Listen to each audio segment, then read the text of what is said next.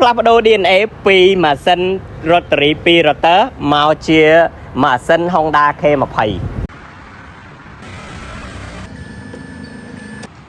អូខេបងប្អូនទាំងអស់គ្នាជួបខ្ញុំម្ដងទៀតហើយ CBX ថ្ងៃនេះខ្ញុំមានរថយន្ត OX8 មួយគ្រឿងវាជារថយន្ត signature របស់តកូល Mazda អ្នកនរគ្នាហើយរថយន្តនេះផងដែរគឺថាបានលេងគ្រឿងច្រើនមែនតើឥឡូវអ្វីដែលយើងចាប់ផ្ដើមដំបូងបំផុតនោះគឺយើងមើលពី body kit មកជុំ body kit នេះគឺជា body kit របស់ wheel size អ្នកនរគ្នាហើយចំពោះផ្នែកខាងមុខនេះយើងឃើញថាមានការចាស់នៅរុនស៊ីម៉ាំងអ្នកនរគ្នាហើយយើងមកតាក់ទងជាមួយនឹងផ្នែកយ៉ាន់គាត់បានលេងជាមួយនឹងយ៉ាន់ XHR ចំពោះនេះថារថយន្តនេះបានផ្លាស់ប្ដូរខ្លះមាន spoiler មានផ្លាស់ប្ដូរចង្កៀងក្រោយជាមួយនឹងស្មាំងផងដែរស្មាំងនេះ custom នៅខ្មែរទេតែសលេងព្រោះមែនតើដោយសារគាត់ custom ត្រូវហើយចំពោះ suspension គាត់បានផ្លាស់ប្ដូរជាប្រភេទ coilover brand Mac Panda Road យើងអាចស្រេឡើងចុះបានអញ្ចឹងណាអ្នកនរគ្នាប្រភេទ coil ស្រួលថងណាអញ្ចឹងឥឡូវយើងមកមើលផ្នែកម៉ាស៊ីនគឺថារថយន្តនេះជារថយន្ត Mazda OX8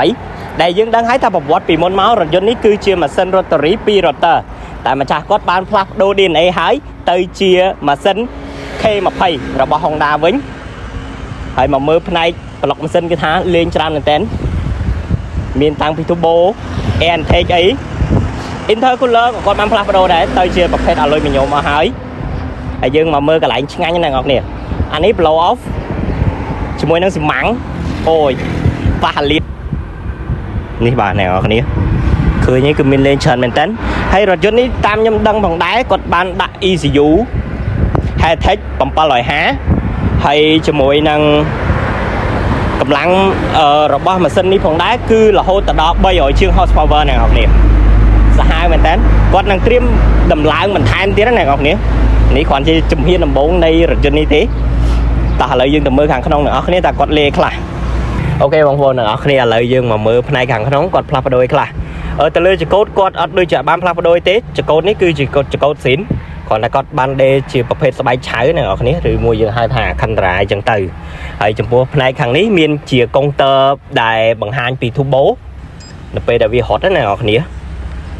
ហើយរថយន្តនេះដែរគឺជាប្រភេទរថយន្តលេខដៃ